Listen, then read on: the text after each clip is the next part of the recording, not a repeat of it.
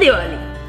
May this festival of joy become more beautiful for you and your family also. And all your new ventures get success and progress your life. So, wish you all very happy Diwali again and hope that every person transform from the darkness to happiness. Welcome back. In my earlier video, I had discussed Browser's fixed point theorem, and today I will discuss about new topics of the function, and this is called as Holder continuous function. Let's see what is the Holder continuous function. In mathematics, this is very nice function. Many concepts depend on this continuous function. In mathematics, a real or complex valued function f of on d-dimensional equilateral space satisfies a Holder condition where there are non-negative real constant c and alpha greater than 0 such that absolute value of fx minus fy less than equal to c times norm of x minus y to the power alpha, where for all xy be the member of the function and in real line f be a function from real number to real number is Holder continuous if there exists c and alpha greater than 0 such that absolute value of fx minus fy less than equal to c times absolute value of x minus y to the power alpha, where for all xy be the member of function. And notice here interesting thing, when alpha equal to 1, then this condition imply Lipschitz condition function. Okay? That means when alpha equal to 1, that imply fx minus fy less than equal to c times x minus y. We all of us know this is the condition of Lipschitz. And other relation, when the function is Holder continuous function, then function always will be uniformly continuous. Let's see how. Here given the function is Holder and we have to prove function is uniformly continuous. That means the condition of Holder is absolute value of f of x minus f of y less than equal to c times x minus y to the power alpha. For uniform continuity, we have to prove this would be less than epsilon. Therefore, that implies absolute value of x minus y to the power alpha strictly less than epsilon over c. That also implies x minus y less than epsilon over c to the power 1 over alpha. Okay? And consider delta equal to epsilon over c to the power 1 over alpha. Therefore, that implies absolute value of x minus y less than delta. Therefore, our condition of uniform continuity has satisfied. Therefore, for uniform continuity, let epsilon be given and delta equal to epsilon over c to the power 1 over alpha. Suppose xy belongs to R, then absolute value of x minus y less than delta imply absolute value of fx minus fy less than c times x minus y to the power alpha. And since I have considered delta equal to epsilon over c to the power 1 over alpha, that means this, put this value, and after calculating this would be less than epsilon. Therefore, our condition of uniform continuity has satisfied here. My next question. Is Holder continuous function is differentiable? Because I have seen Holder continuous function is Lipschitz continuous and uniform continuous. We all of us know absolute value of modulus of x minus modulus of y less than equal to always absolute value of x minus y. Okay? And from this line we can write this is actually equal to 1 times absolute value of x minus 1 to the power 1. And we can write this as here c equal to 1. By this relation we can tell easily absolute value of function has satisfied Holder. But we all of us know absolute value of x is not differentiable at the point x equal to 0. Therefore, I have got Holder continuous function better than continuous function but not differentiable function. That means Holder continuous does not imply the function is differentiable. And when in Holder continuous function alpha greater than 0 and less than 1, then Holder continuous function always be constant function. How? Let's say prove here alpha less than 1, and from this relation we can write it as absolute value of f of x minus f of y over absolute value of x minus y less than equal to c times absolute value of x minus y to the power alpha minus 1, and consider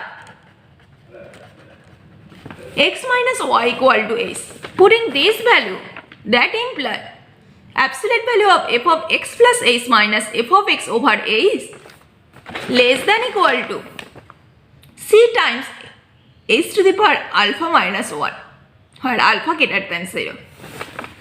Now apply limit s tends to 0 both sides. Then we all of us know this is f prime x, and after putting the value of the limit this would be 0. Therefore, that implies from this line f is constant function. Okay? That means when alpha less than 1, then function imply constant. Let's see one question which had come in June 2011 CSR net question. The question is Holder continuous function.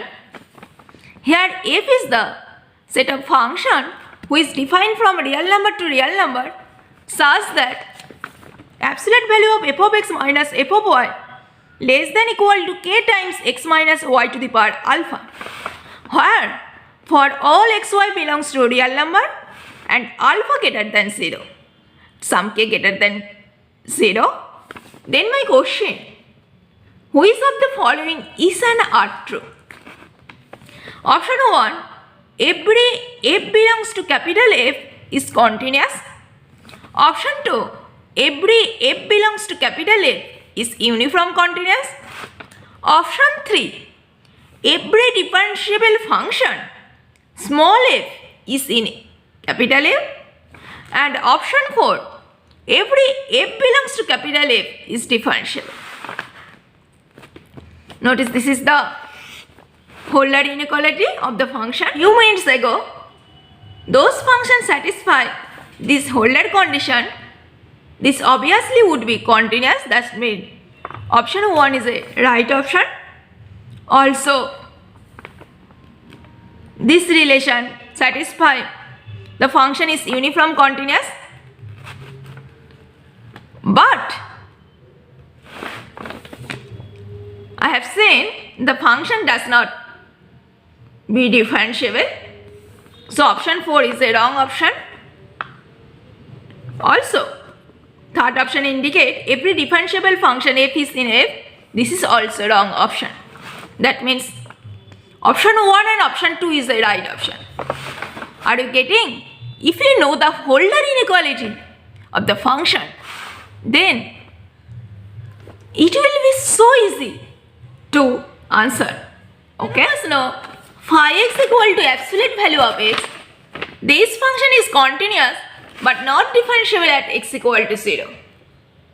Now, if we extend this function in whole real line by fixing phi of x plus 2 equal to phi x for all x belongs to R, then this function is known as periodic extension of phi. Here notice the point 1, and here very interesting function this is the periodic function with period 2. Here notice the function phi is continuous in whole real line and phi is non-negative function, and notice the graphs again. Here the value of phi lies from 0 to 1 is the interesting thing. Just see the graph at first again. Here the value of phi x equal to 0 if x be the even integer, okay, where n belongs to integer x, and phi x equal to 1 if x equal to 2n plus 1 where n belongs to integer.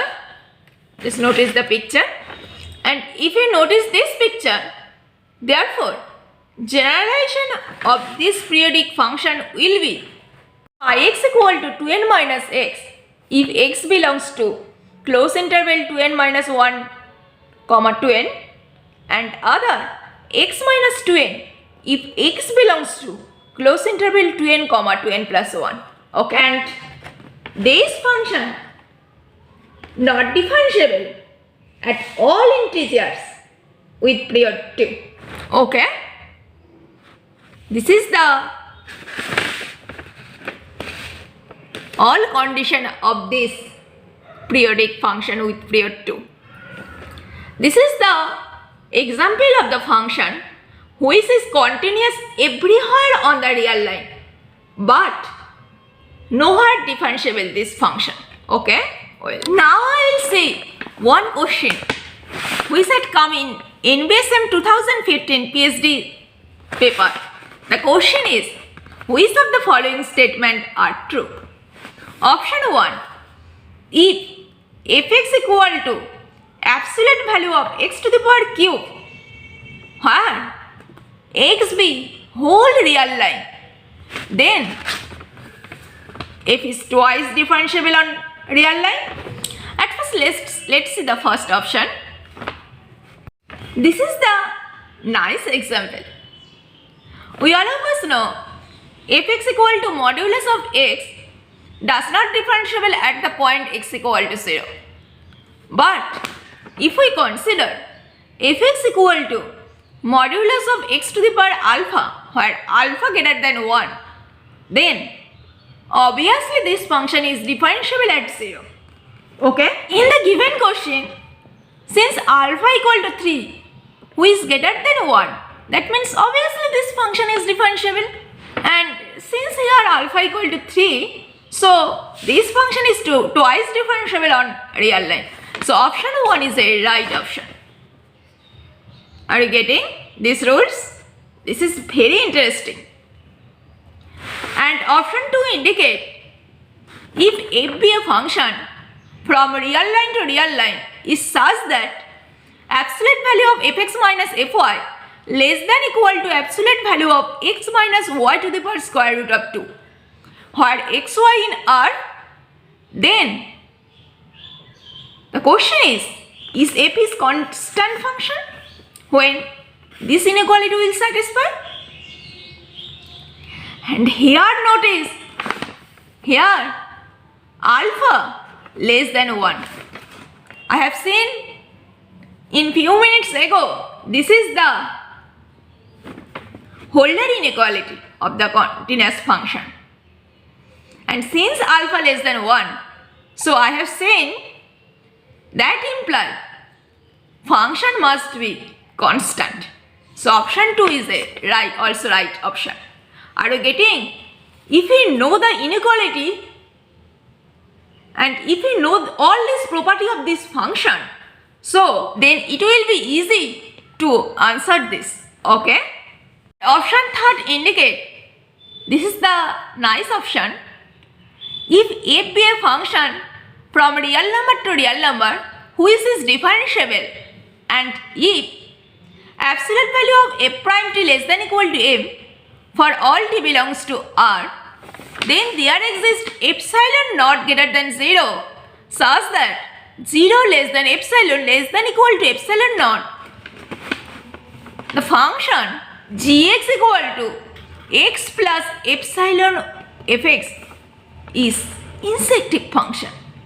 Let's notice the option again.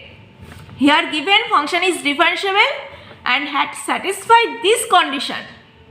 Now we have to prove there exists a point epsilon naught such that epsilon lies this inequality. Then the function gx is injective. This we have to prove. To prove this function is injective function, and here the function f is defined as f be a function from real line to real line which is differentiable and absolute value of f prime t less than equal to m for all t belongs to R. Okay? We all of us know any function is injective when it is strictly monotonic. And notice this is very important topic. Here strictly monotonic, that means f prime x greater than 0 for all x belongs to R. Since given absolute value of f prime t less than equal to m for all t belongs to R, from this line this implies f prime x less than equal to m greater than equal to minus m. Since we have to prove this function be injective, and if we can to find this function is strictly monotonic, then we can tell easily this function be injective.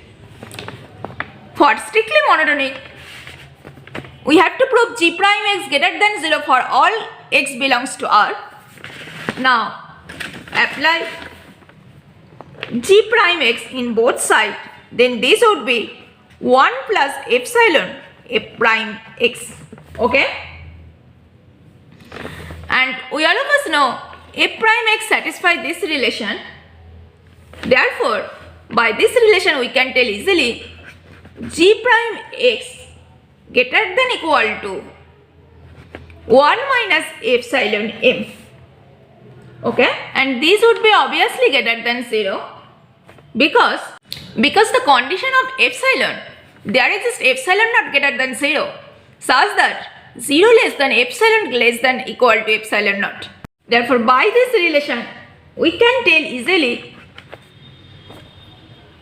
epsilon less than 1 over m. And since the condition there exists epsilon naught such that 0 less than epsilon naught, therefore by this relation we can tell easily epsilon naught less than 1 over m for choice of epsilon naught. That implies g prime x, since g prime x satisfies this relation, therefore g prime x is never 0. Okay? Well, hence since g prime x never 0, that means the function gx is strictly monotonic function. That imply gx is 1 1. Okay. For option third also be right option because this function gx is injective function. Now I will one question which had come NBSM 2011 PhD paper. The question is, pick out this true statement. Option 1, if p is a polynomial in one variable with real coefficient which has all real roots, then its derivative p prime has all its roots real as well. And we all of us know this option is right option because this is the use of Rolle's theorem. By Rolle's theorem we all of us know between any two root of polynomial there is at least one root of its derivative. So this option always true. Second option indicate the equation cos sin x equal to x has exactly one solution on the closed interval 0 pi over 2. Let's try to prove. Since given this equation, so for this equation as before again consider fx equal to cos sin x minus x. Then for x belongs to open interval 0 pi over 2, consider f of 0 equal to cos sin 0 minus 0. Then the value, this value equal to 1 who is greater than 0, and f pi over 2 equal to cos sin pi over 2 minus pi over 2. Okay. And if you calculate this value would be always less than 0. Therefore, since f of 0 greater than 0 and f of pi by 2 less than 0, so by the intermediate value theorem on the interval closed interval 0 pi over 2 exists. There exists at least one real root of f in the interval closed interval 0 pi over 2. Okay. But in the question we have to prove there exists exactly one solution in the open interval 0 pi over 2. Sorry, close interval 0 pi over 2. I have seen few minutes ago, if f be a monotonic function, then f is obviously 1 1 function. For monotonic, consider f prime x. The value would be minus sin x cos x minus 1. This value would be less than 0. Therefore, since f prime x less than 0, therefore we can tell easily f is decreasing function on the closed interval 0 pi over 2. And not only decreasing, this is important here, strictly decreasing function. By these rules, the function is 1 1.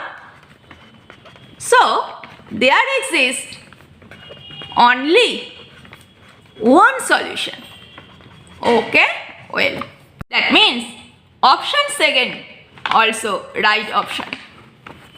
This equation has exactly one solution in this interval. And option third indicate we have to prove cos x greater than 1 minus x square over 2 for all x greater than 0. Last thing, this proof also very important. This is also use of increasing function. Let's just think, here fx equal to cos x minus 1 plus x square over 2.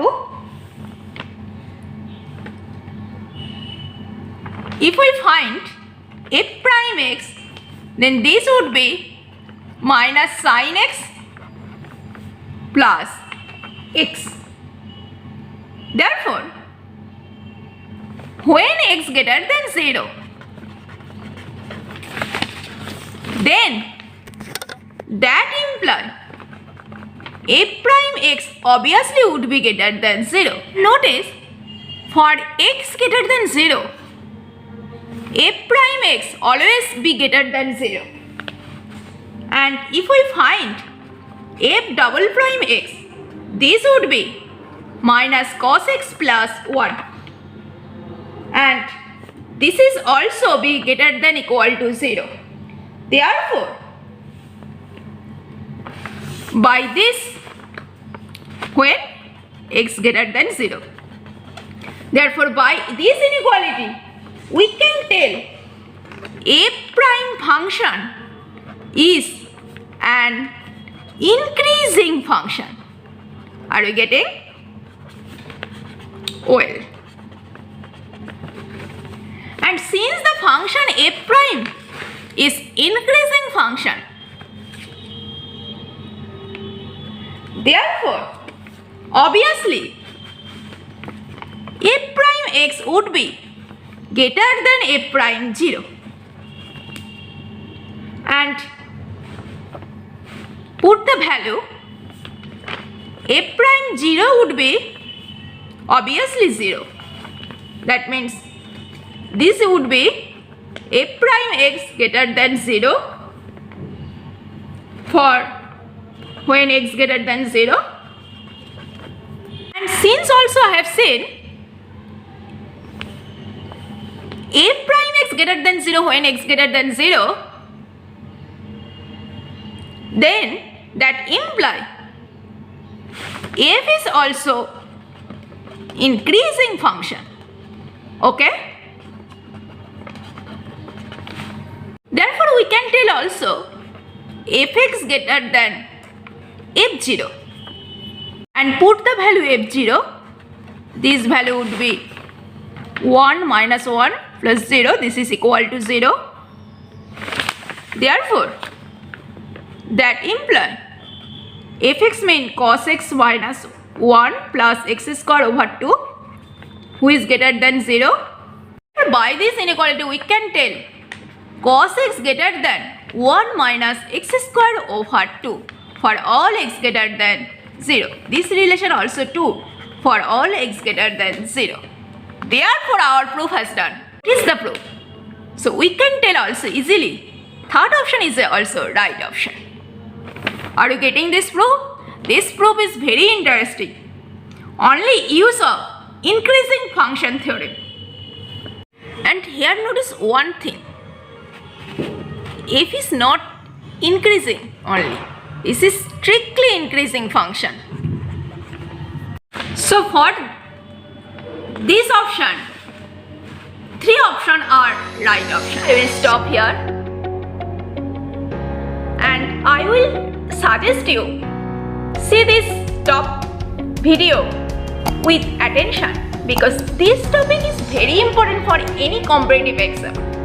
And happy Diwali again. Stay safe and stay positive always.